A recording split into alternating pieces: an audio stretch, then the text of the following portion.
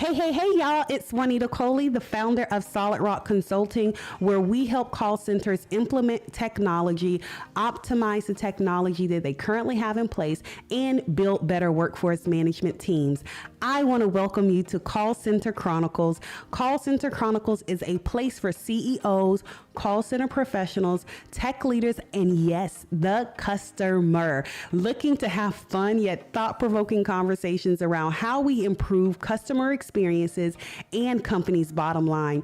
We are on a mission to normalize women in tech and workforce management leadership roles, and we believe that that starts with conversation. Welcome to Call Center Chronicles.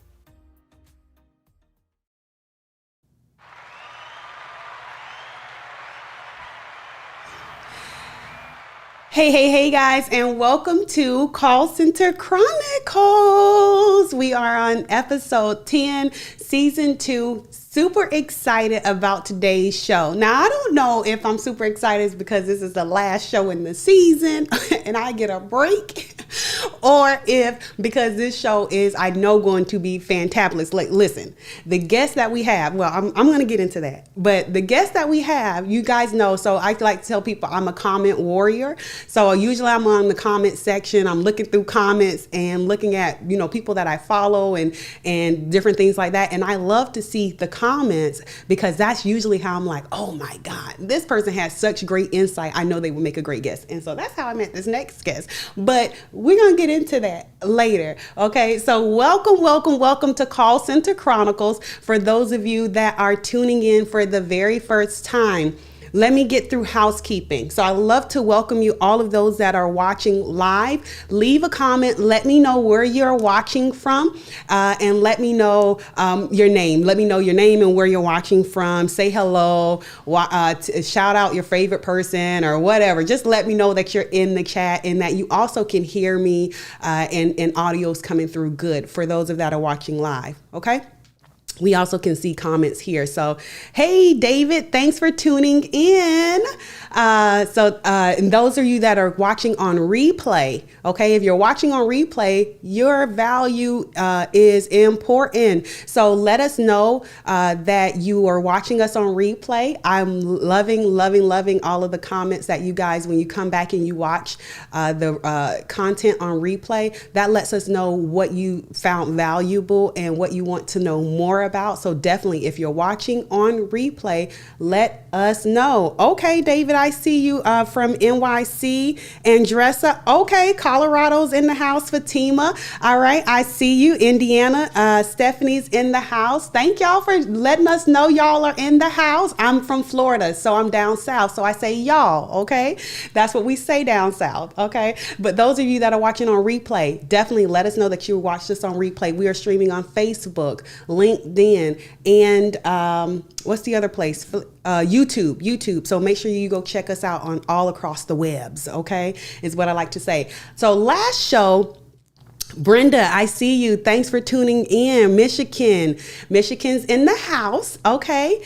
And so last show we were talking to Tatiana from Uber. Okay. And we were talking about CX and EX. Does it really matter? And I'm telling you, when I say she dropped some gems, y'all got to go back and watch her show, because when she came through the house and just, I couldn't hit the gem button enough. And I have a feeling that this show is going to be the same. I'm not going to be able to get to the gem button quick enough. So I apologize ahead of time if I don't drop enough gems. I'm probably going to be engulfed in the conversation, okay? So we're going to have to go back and manufacture some gems in. But nevertheless, we're talking about CX, customer experience, and EX, employee experience, and does it really matter? How does it impact us all and the products and services that we create and how we can do better? And so we were talking to Tatiana over at Uber. So fabulous show. So that's our recap. That's our housekeeping. I think I've covered everything. So you guys already know the drill. What time is it? It is time for tech topics. Okay. So I have 2 tech topics for you guys today. Okay. The first tech topic is Edify. So I saw Sheila McGee. You guys know I love me some Sheila McGee. She posted about Edify. Google named Edify a Chrome Enterprise recommended partner for contact center. So talking about Edify and its CCaaS and its contact center abilities, I will be doing some more research. I just saw that Google named him via Sheila's post, Sheila McGee's post. She's a industry analyst. So if you don't know who she is, definitely make sure you go check her out. Her name is Sheila McGee, industry analyst, and she posted about this. And I was like, Sheila always be having all the good details, huh? So Edify, congrats on being named Chrome Enterprise, Google Chrome Enterprise recommended partner for contact center. I thought that was super cool. Then the other tech topic that I saw, which is, it's not really necessarily related to contact center. It was about AlterG. So AlterG is a anti-gravity treadmill. So it allows for those that are maybe suffering with a survivor or of any kind of car accidents, or they have scoliosis or any kind of thing like that, to be able to still get active and be able to move. And it's called AlterG, and it's an anti-gravity treadmill. And I was super impressed by this. And what it made me think, even though this was not contact center related, what it got me thinking about was, you guys know I do my moments, right? So what it got me to thinking about was, we've been talking a lot about CX and EX, right? So customer experience and employee experience. And I said, man, companies like this, what they're really concerned about is people experience. So now I know somebody gonna come and start talking about PX and human experience and HX, right? But that really, real deal, it got me thinking about companies that are creating things like this are more so concerned with human experience. Can we shift and can we get there? Can we start to talk about the human experience? Because when we begin to talk about the human experience, that encompasses the customer experience, it encompasses the employee experience, it encompasses the shareholder, it encompasses everything, and it really allows us to be able to connect and engage. And that's what, when I thought about anti-gravity, the treadmill, I thought about what a great product, technology that's concerned about the human experience, making sure that they are encompassing everybody and making sure that just the human experience is a great experience and quality of life is good. So what do you guys think about that? Am I stretching with PX or HX? So, what do you guys think about that? Sound off in the chat. Let me know. Do you think we should start to shift? Right now, we're talking about in the contact center or in business generally, we're talking about CX, customer experience. We're talking about EX, employee experience. I think we really can have a consolidated view around this, where we talk about the human experience. That will encompass really it all, right? And I think that we will have a shift in perspective when we think about technology and how we deploy it and the users of the technology. But those are just my thoughts. Okay, so that is tech topics. Congratulations, Edify, and awesome job, AlterG.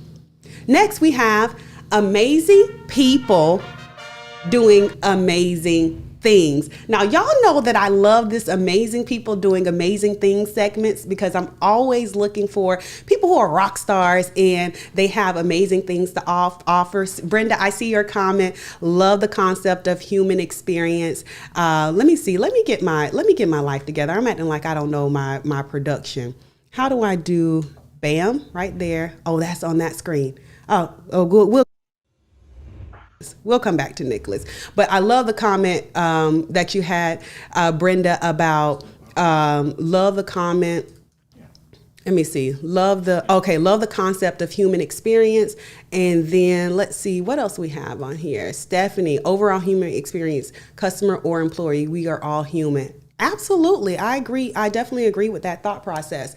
So amazing people doing amazing things. Okay. So we have 3 amazing people that we're talking about today. First, and I'm probably going to butcher this. Okay. So Victoria Simon. Okay. First of all, Victoria, she has 6 times got a AWS certification. Remember, I was talking about this, I think not last show, but show before last, we were talking about Amazon is allowing people, Amazon and Bumble are allowing women and people to get more involved in technology. And so they're having these certifications that they are releasing to the public for people to go through AWS certifications. And then Bumble has their own program as well in an attempt to get more women involved in technology. And you guys know that this is something that I'm super passionate about. Victoria went and got 6. Okay, Victoria, I see you. Congratulations. 6 times AWS certified in different types of things. So congratulations to you, Victoria. Claudia, congratulations on your promotion. I mean, not on your promotion, but your new job at Netflix. And so I saw that and I thought that was amazing. I think the role is internet or digital manager. So congratulations on that, Claudia. And then other amazing person doing amazing things that I have for this show is Miriam Croak.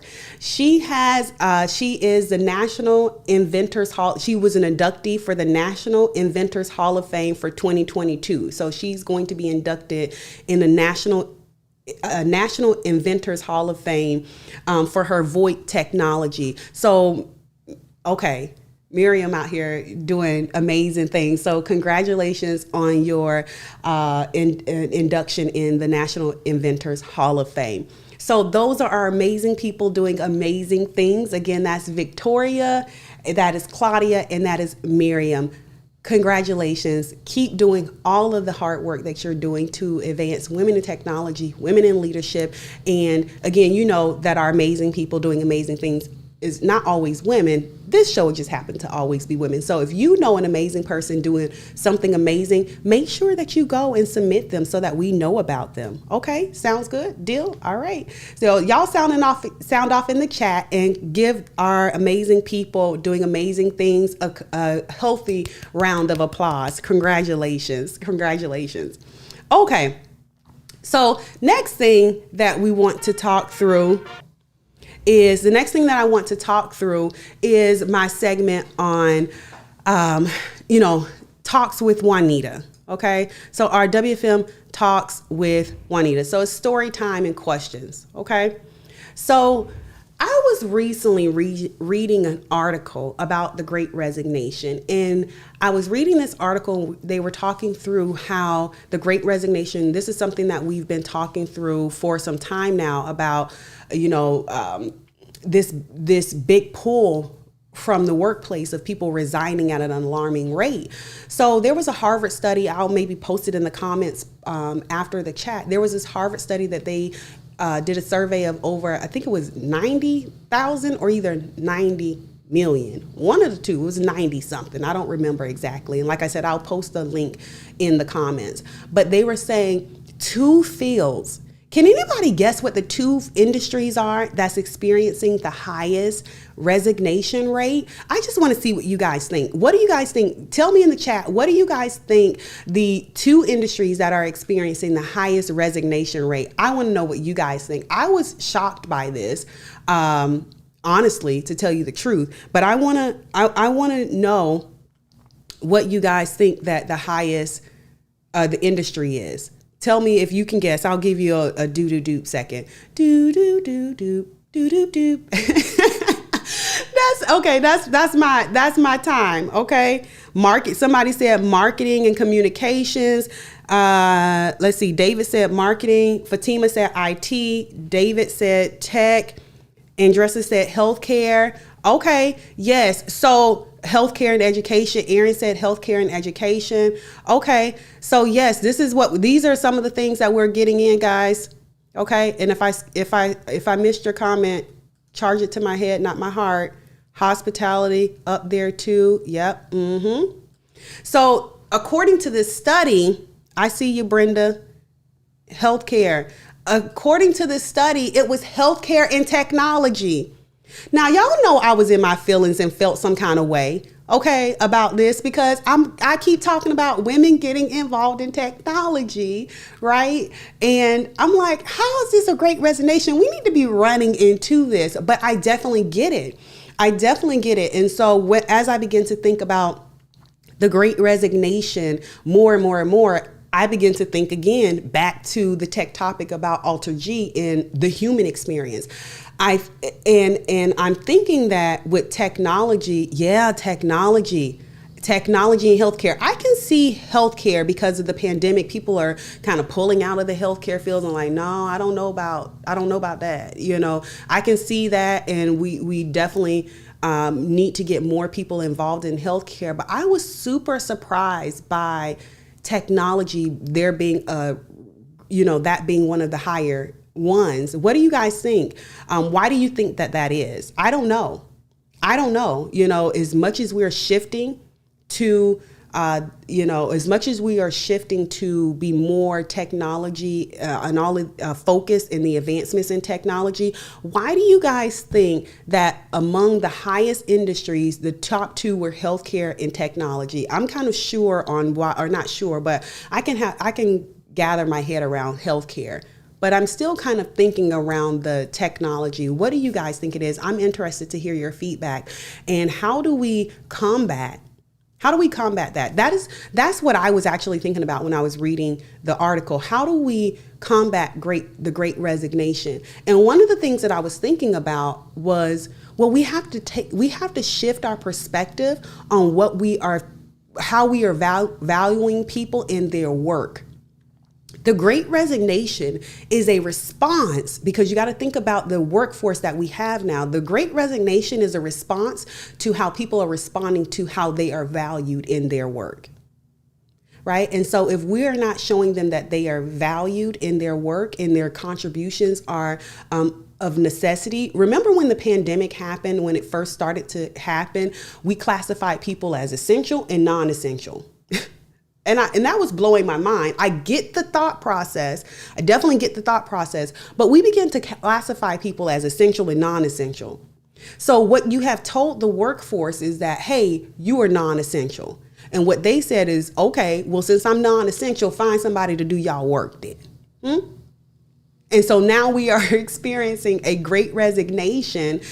And they're saying, hey, I'll do work on my terms. And so now companies are having to find a way to make sure that that they are valuing the work, in that the people who are showing up to work are actually putting in a substance of work. So Fatima, I see your comment as well here. David says stress, pay. I agree with that. Technology can be a field that you got to have your kumbaya moments, is what I call them. Fatima, it's not inclusive enough. While we are investing in many people to shift to that sector, but the companies are not ready for these new profiles. I agree with you. I agree with you. So those are our tech topics. Those are our amazing people. And those are our story time and talk with Juanita segments. Now let's hop right in, because I'm super excited about the interview that we have coming up. Okay. We are interviewing Nikolaas Bellens, the CEO of KAZI. Okay. And so without further ado, I'm super excited to welcome you, Nikolaas, to the show. Thank you so much for being with us on today. How are you? I'm fine. So nice of you to have me. So happy to talk to you. Absolutely. I'm super, like I said, so earlier I was saying how I am a comment warrior. So I found you in the comment section on someone's post. You had a very, very intriguing thought. And I was like, that is a call center chronicles topic for sure. So tell us a little bit more about you. Tell us about KAZI. Now, when I saw KAZI, let me tell you. So I know I'm going to be giving away, my off camera personality, right? But when I first saw KAZI, I thought about, there's a rapper called Twister, okay, and he has an album called Kamikaze. And that's what I thought. That's what I immediately thought about was his album. But I'm sure that's not that's not the inspiration for the name of the name of your company. So tell me more about KAZI. Tell me more about what you do in your day to day, and more about you. I'm interested. No, first with regards to the name, Swahili is a Pan-African language that's basically spoken. It's a grassroots language. It's bottom up. It's maintained culturally, and in Swahili there's only one word to define both your job and your mission, and that word is Kazi. Wow. If you're doing it as a job, if you're investing so much time in it, it should be your passion. Why otherwise would you Wow. be doing it? And that's why we chose Kazi as a name.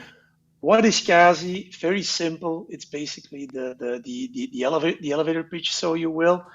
Um, all international studies show that up to 1 in 2 new hires are on the lookout for another job almost instantly because the job isn't up to expectations. And we're not talking about not in line with your degree or your hard skill set, but in line with your attitudes, what motivates you, your expectations, the way you want to work. Very informal, very formal. Are you talkative like me, or are you more of an introvert? It says something about your personality, but even more so, it tells something about how you could be most effective at work, how you could be happy at work, how an employer that would choose to invest in you, uh, yeah, he'd better know those things to make sure that the job is adapted to you as a person, not just as a skill set. And what we do with KAZI, we've developed a two-sided self-scan, one self-scan for talent, 15 minutes, one self-scan for the company side to map out the jobs on 14 key aspects to basically make sure that both sides are on the same page before things go awry. And before things go awry, that can be in recruiting. You're hiring the wrong person. Mm. Or that can be more in the retention sphere. What if you could proactively discover that you hired um, uh, a highly talented, highly educated youngster who is very ambitious, who that's why he chose a startup to work in as an Mm-hmm. employee. But the thing is, he might leave you because what isn't clear to him or her is how will that ambition be fulfilled? Mm. Because in large companies, it's pretty obvious. You've got career paths, development paths, Yeah. you got the HR apparatus taking care of that. But mostly, and I've managed a small medium enterprise. I've been an employee in a small and medium enterprise.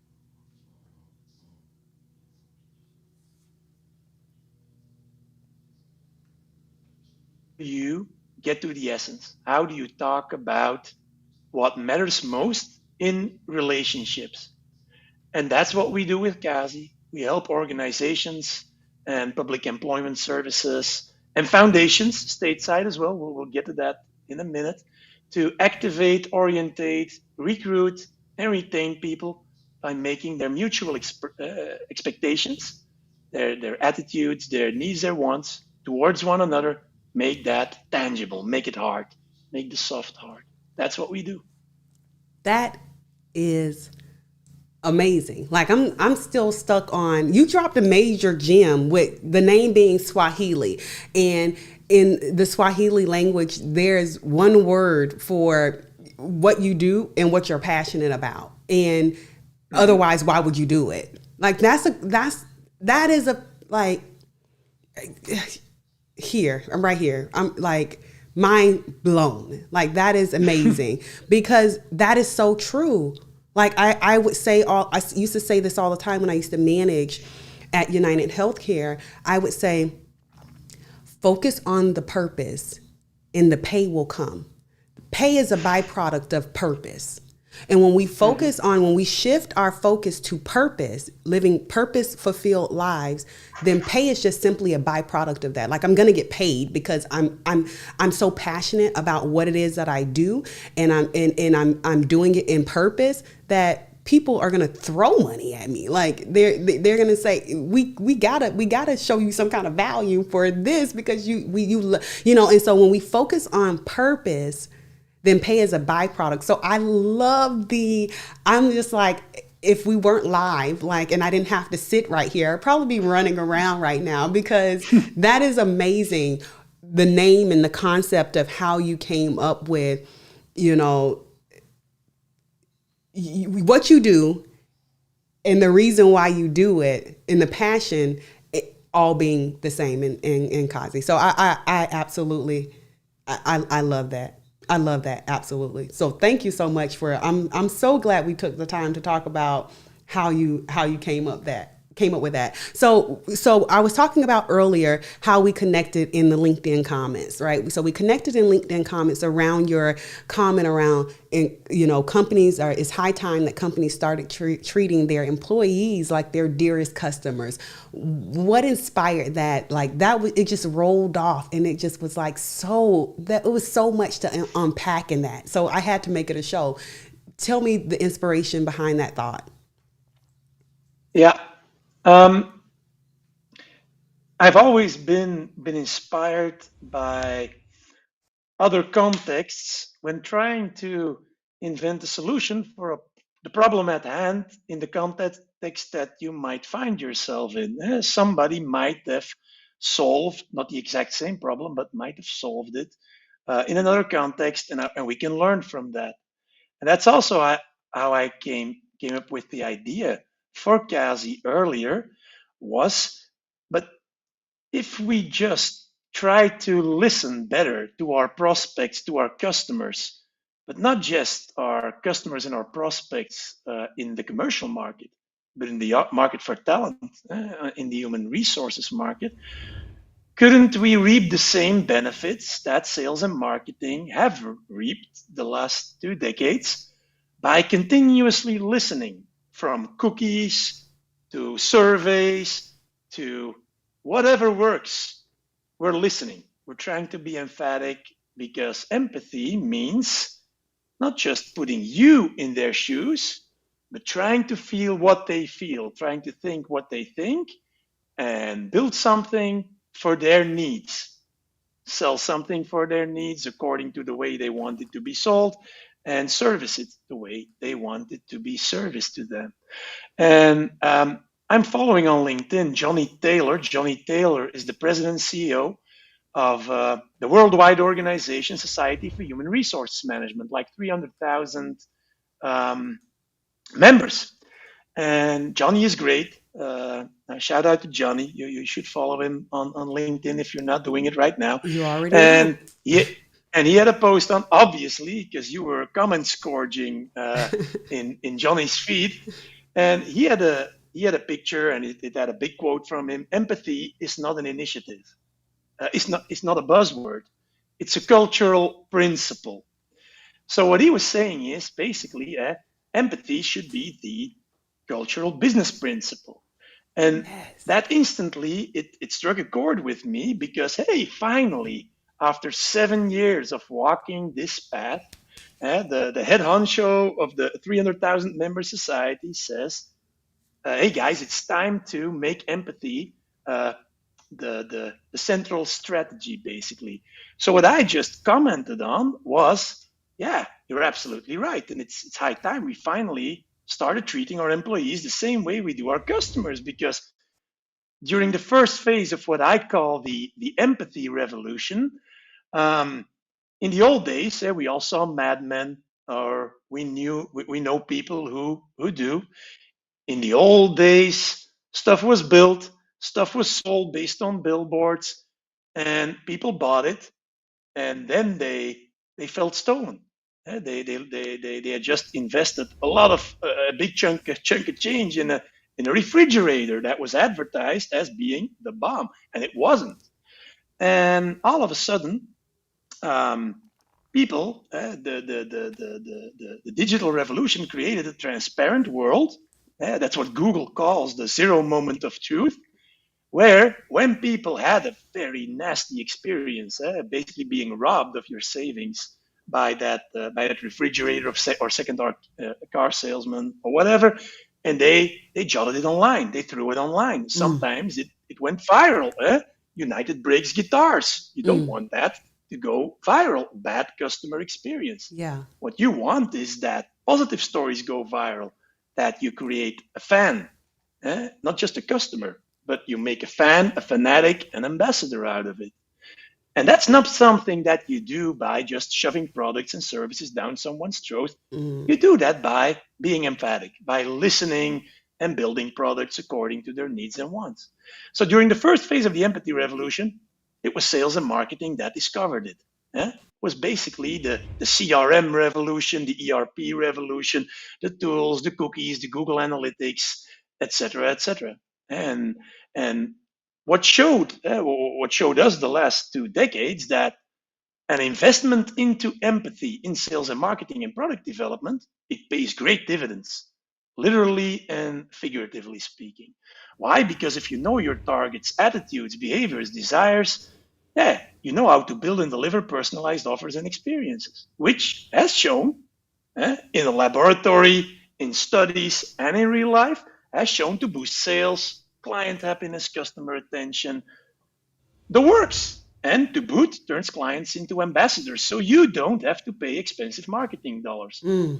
That's how Apple has created a close to a sect. When Steve Jobs was still with us, I wasn't into Apple that much because it was almost too sectarian.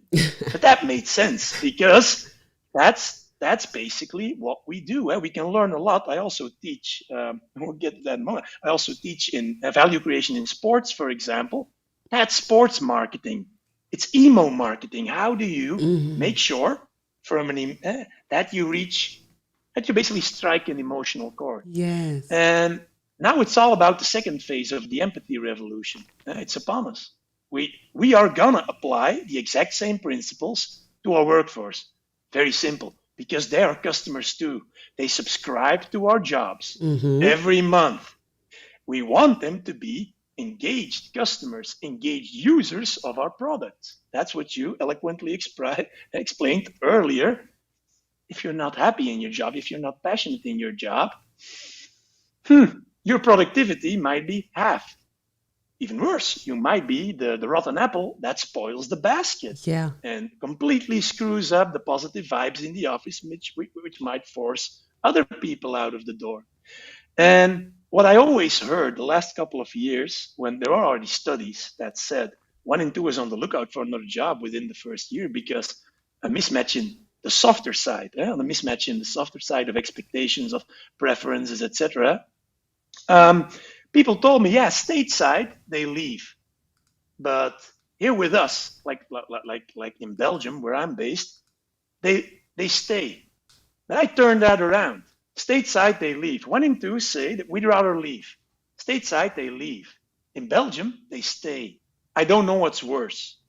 It might even be worse that people who actively want to leave you just stay for negative reasons, just to pay. 1, 2.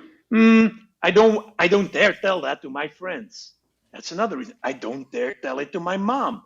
Another reason. That's stuff I heard, and that's something I experienced myself. I had a burnout, and that's when I realized, whoa, there's more to work than just like you said, the pay versus the purpose.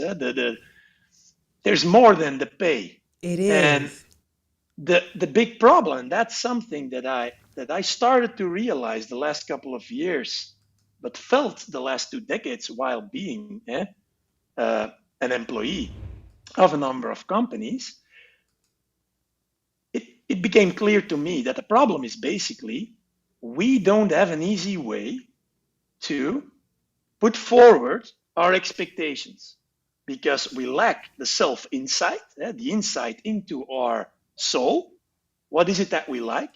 One. And two, we lack the language to eloquently put it forward, but without a slimmer of a chance to be misinterpreted by the other side. I am very ambitious, but what ambitious is to me might be different to someone else. Autonomy, responsibility, an informal culture on the work floor where colleagues are like friends. How would you call that in one word? Other people might have different words for that.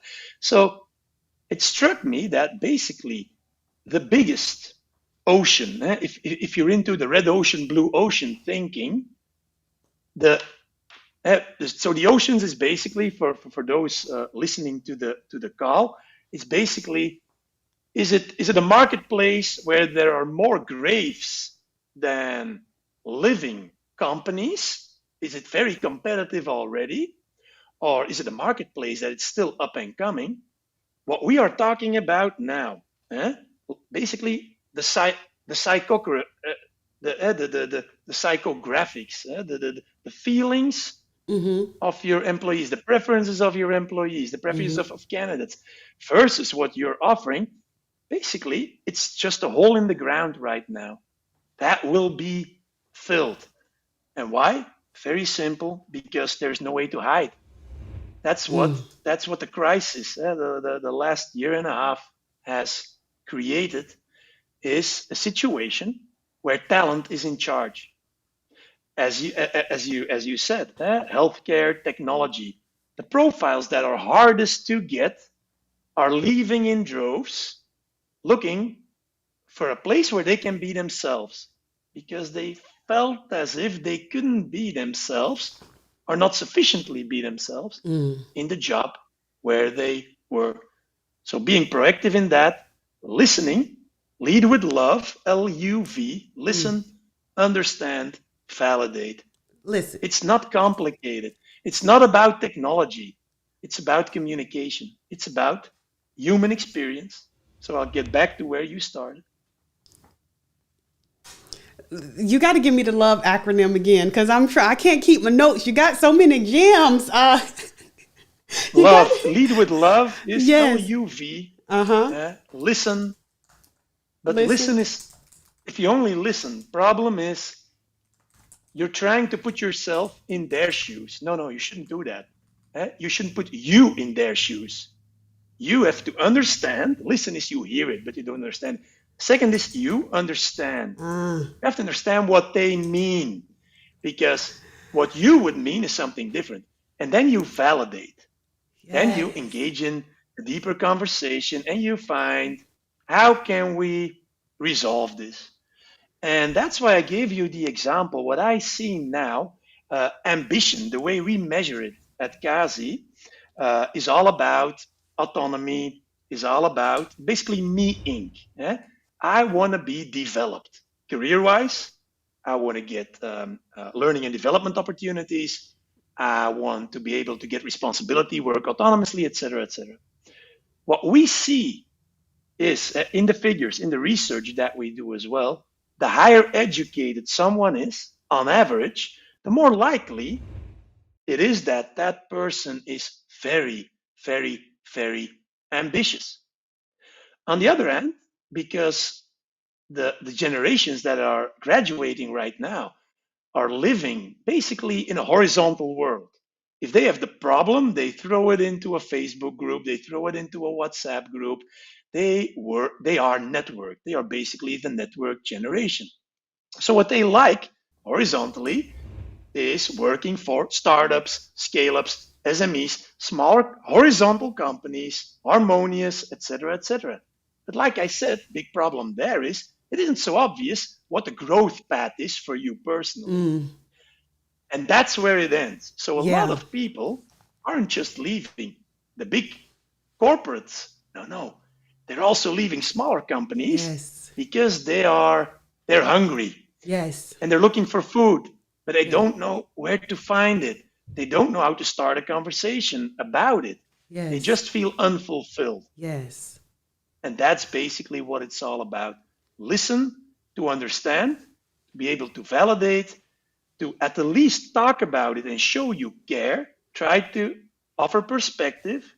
And if you really want to go the extra mile, then you invest in technology, job shaping, job matching, etc. All the complicated stuff. But it all starts with get to the essence, listen, understand, validate what is important to your talent and what way do they experience right now what you're offering them in your product, aka the job.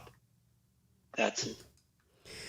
Man, I'm telling you, the comment section is going off because this is such an amazing, amazing conversation. It has sparked such great conversation and thought. And one of the conversations that's going on in the chat is around dirty jobs, right? Or unmarketable, or undesirable jobs. How passionate we talked about this earlier about, kind of KAZI in the name, what you do and what you're passionate about. Why would you do it otherwise? And so one of the comments, or what the theme of the conversation is, well, how passionate can you be around collecting trash or, jobs that are considered undesirable?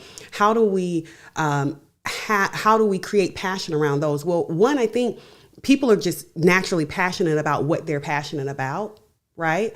And then one of the comments was, I think it was Fatima, who said she completely, got what Brenda was saying about, you're passionate about what you're passionate about. But what I think the challenge is that we are not creating enough visibility around those types of jobs, right? Because if we say, oh, well, I collect trash and I'm super passionate about collecting trash, then we're seen as a failure because you're a trash man, you collect trash. And it's one of the things that why I'm super passionate about getting women involved in technology and leadership roles in workforce management is because no one, if I say this all the time, you ask a child anywhere around the world, right, what they want to be when they grow up. And they will tell you, oh, I want to be a doctor. I want to be a lawyer. Mm-hmm. I want to be an NFL player. I want to be an NBA. I want to be this. They tell you the things that they see.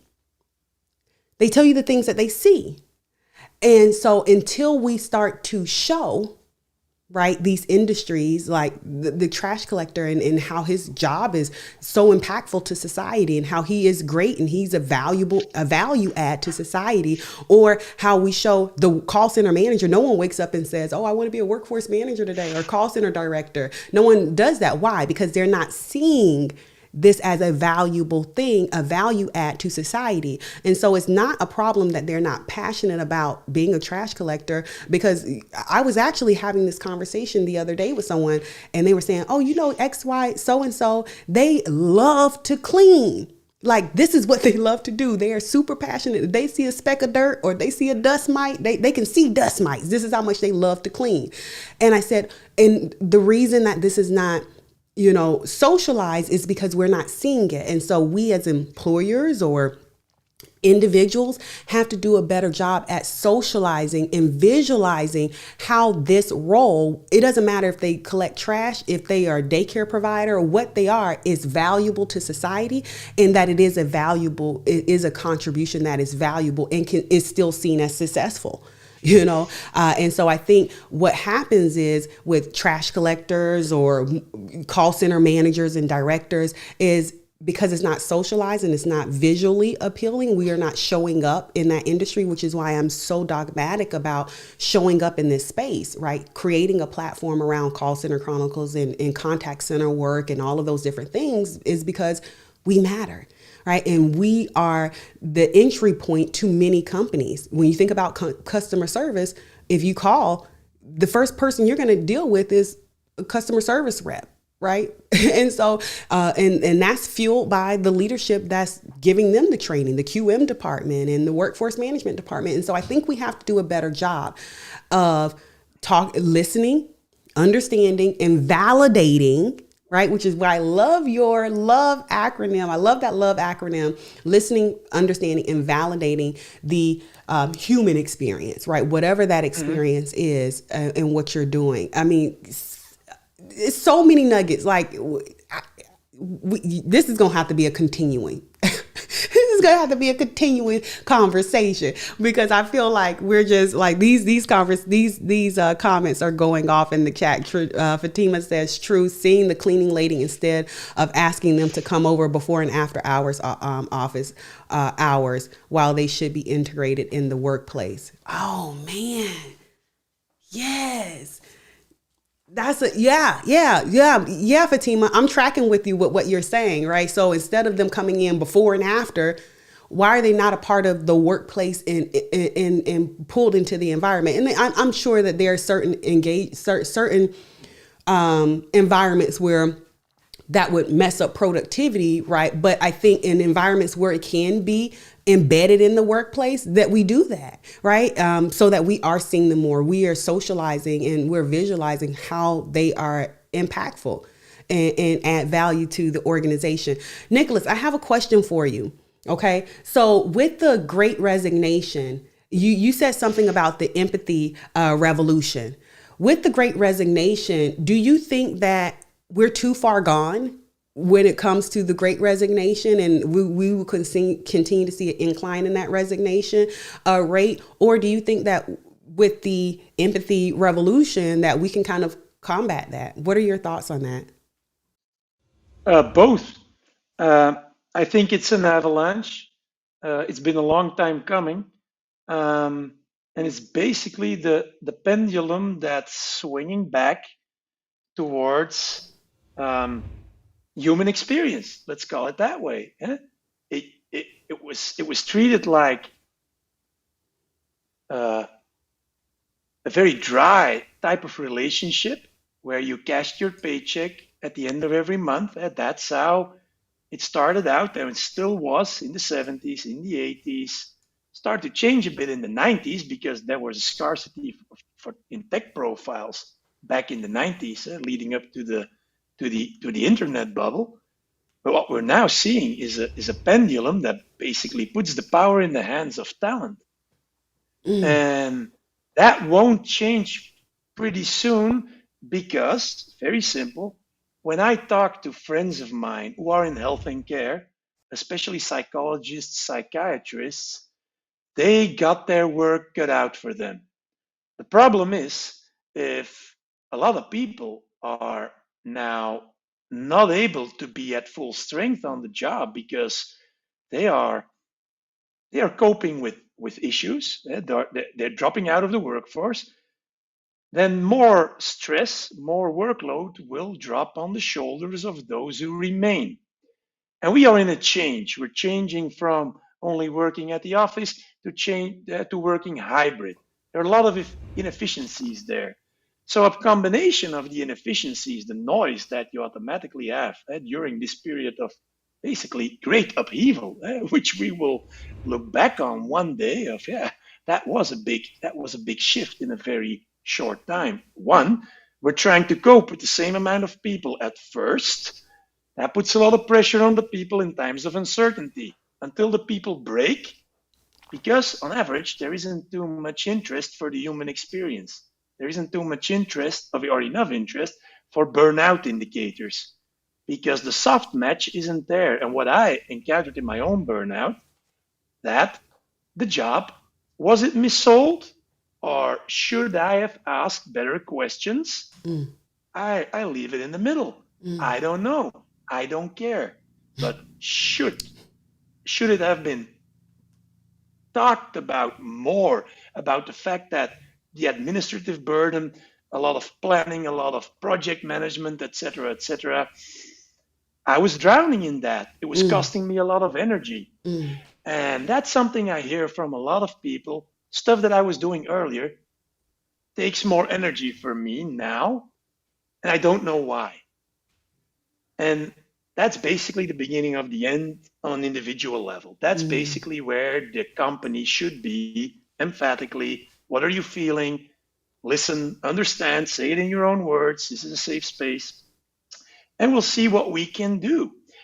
And I think this will go on for some while now, because all the hospitality jobs, people have tried to find other work. And now hospitality has opened up. And so it's scarcity all around. So people are stealing employees. And at first, this with higher paychecks. But as they say, people join great companies and leave bad managers. Mm. But that's too simple. But what it really says is, you can get someone in the door, madman style, just by advertising the company as a great place to work. But if boots on the ground, if the experience, job content, role, the dynamics, and the relationship with your colleagues and with your superiors, if there is a great mismatch there and you don't see any perspective for improvement, Mm. it will drain you. And so it's a combination of the two factors, the skills mismatch on the labor market, which we hadn't even gotten figured out before the COVID crisis hit. One, two, the fact that now things have picked up again. We've thrown everything open, and all the hospitality people are gone. So there is a mismatch on top of a mismatch. And three, I think this will continue the Great Resignation that way, easy until the end of next year, easily, and it will lead to people leaving more work on the shoulders of those who remain, Mm. still in hybrid times of uncertainty, which might push the ones who remain over the edge. Mm. And that's what I mean with the avalanche. Yeah. Yeah, you can see something breaking off, nothing happens. Something breaks, nothing happens. But all of a sudden, it's the one rock that basically makes the whole mountain Come down. topple over and Yeah. and come down. And I think that both on a personal level, corporate level, societal level, that's what we're encountering now. And we won't have enough psychologists and psychiatrists. They're already swamped right now in work. Yeah. And that's why companies need to step up the listening. Mm. Otherwise, it'll be too late. Mm. So I gotta ask your thoughts then on this perspective of what are your thoughts on entrepreneurship? So where companies are, we've been talking about great resignation, and I've been reading things around how companies are losing employees to the gig economy and different things like that. And so it got me to thinking about entrepreneurship. I think this is a thing that companies have to take a look at. And it's more than career pathing. Entrepreneurship is more than career pathing. It's ownership in your role in the company, and allowing a person who's very entrepreneurial to operate in a very entrepreneurial way inside of an existing company and model. How do you think entrepreneurship impacts the gig economy as well as the great resignation? And I have kind of like a multi-layered question, as you can see it. Mm-hmm. How does it impact the gig economy? How does it impact the great resignation? And I'm interested to understand how KAZI could help with something like entrepreneurship inside of companies with turnover rate. Yeah. Um, Even when you were phrasing your question, I was already thinking about one example. There's a company that we are advising right now. That we are helping with our self scans unearth mismatches between current employees and the employee experience right now, on the stuff that's most important to them. And there's one employee that uh, has a huge mismatch on the ambition. And it's a smaller company. And the way management brilliantly tackled it is by leading with love, listen, understand, validate, talk to her about it. And in the end, they expanded her role Mm-hmm. to include not just doing the day to day business, what she was doing, but basically also getting new projects that have an impact for the whole, innovative projects that have an impact for the whole of the company. So basically, enriching her role, just the way you introduced the the question. That's how you solve it. You solve it by talking. You solve it by not by more innovation, but by more integration. You don't solve it by technology, you solve it by communication. And it's as simple as that. And how can KAZI help with that? How is KAZI helping employers on the hiring side, but also on the retention side? Retention side, very simple, is basically a talent engagement index. How big is the gap between what a talent's ideal job is and what a talent is experiencing right now in the job? And if there are gaps on those aspects that are most important to talent, or that are seen, gauged by talent, experienced by talent as being the most important aspects in the job, but talent isn't as fond of doing those aspects, if the gap is wide there, chances of a burnout, of resignation, or at least getting an unproductive, a disengaged employee are basically almost 100% in the end. So it's all about proactively measuring, listening very simply, and giving management, not just HR, because that's something I want to stress. The golden key isn't HR, which in a lot of companies has been relegated over the last couple of decades to an email address, where if you have problems getting your money, problems getting your personal expenses paid back, etc., whatever. And HR was also into recruiting. And it is a hard job because, again, there isn't a language that connects a hiring manager and what the hiring manager wants and offers to a candidate and wants to find in a candidate. How do you convey that? How do you do that in a multinational? So that's something we tackle on the one hand, the relationship with managers, hiring managers, and recruiting to make sure they speak the same language. Because if they don't speak the same language, it's the same. Imagine if people in product development wouldn't speak to corporate communications and to marketing. That won't be good campaigns that come out of that. It's the same with recruiting and employer branding. You need to make sure that all parties are aligned, simply because otherwise it doesn't work. And that's basically it. Just create a common vocabulary, a common way to approach stuff, and listen. It's not that hard. Man, it could all be. I feel like I need a cue Lauren Hill right now. She has a song. It says it could all be so simple. That's what she say on that piece of the song. Listen, understand, validate. I love. You can see I keep going back to that acronym because I love that, and I think it could really all be that simple. Exactly. And then with regards, oh sorry. No, go ahead. Go ahead. No, with regards to the gig economy, because you were asking that, a lot of people are quitting because they can. Technology enables people to work in the confines from their own home, to basically be supported in all the functionalities that we needed to have a department for ages ago. Now it's just, hey, an email to an accountant, etc.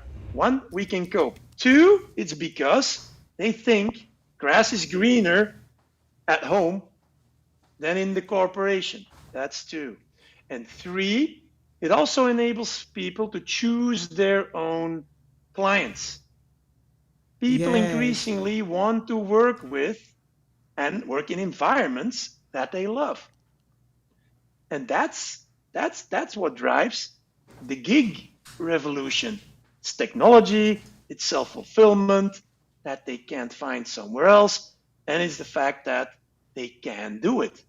It's also not that hard to understand. So it will only get worse. And another, I won't call it a bombshell. For some people, it is a bombshell. What people think is corporate culture. Everybody remembers Enron and like integrity, the words on the wall, etc., etc. What corporate culture is for the old employee, the 20th century employee, vis-a-vis for a gig worker who might also be your employee, is something completely different. The gig worker will choose you more for, okay, it's the same as when we see studies stateside. I think it was a study published in Fortune, the magazine, 2 years ago, even already then, that 40%, 40% of new IT hires had quit their jobs within the first 3 months. Most important reason, because the role wasn't what I was promised, hires. If you're a gig worker, you can basically put that in the scoping. Yeah. It's basically in the scoping, this is how I want to work. And if you're good, If we have, clients you're will right. If we find have you. an understanding, then we can Exactly. continue this work. Right. Exactly. So it's all about the relationship. And the gig worker is more an owner of the relationship. And I really love your line of questioning going there and linking it to the entrepreneurship, because that's basically, it's not companies are working with consultancy firms that learn them to innovate like startups. Yeah. No, no. A large corporate can't do innovation like a startup. It's Too not big. possible. Yeah, yeah, yeah, yeah. It's not possible. You can't do that. What they can do is try to learn how can we create a gig culture within the confines of our company. That's good. And because that's the essence. The very simple relationship is all about, okay, how do I want to work? Job content, roles, relationship with manager, etc., etc. Do you really want me to go to take a step back in your view? In my view, it's a step forward, quit and become a gig worker and present myself back to you under different conditions. It would be much easier if you could just speak. And so basically, that's what was your question. Two ways: either proactively you expand the role, you make someone owner of an innovative step within the company, large or small, or two, you enable some employee to go out and work as a freelancer. You don't hold that against that person. You try to understand why is the person taking that step. And it might just be because I only want to do this part Yeah. of my work. And I want to scale it out over 3 customers, because that's the only way that I will be able to continue to give you with my full engagement. And with like high you said, full engagement. purpose. Yeah. The full purpose on that. And the other stuff, somebody else Can do it. can Yeah. do it at least as good as me, Yeah. because it's draining energy, etc., etc. It's just putting people in the perfect environment to thrive. And it sounds so mellow, it sounds so soft, but it's quite hard. And that's basically what we're encountering now.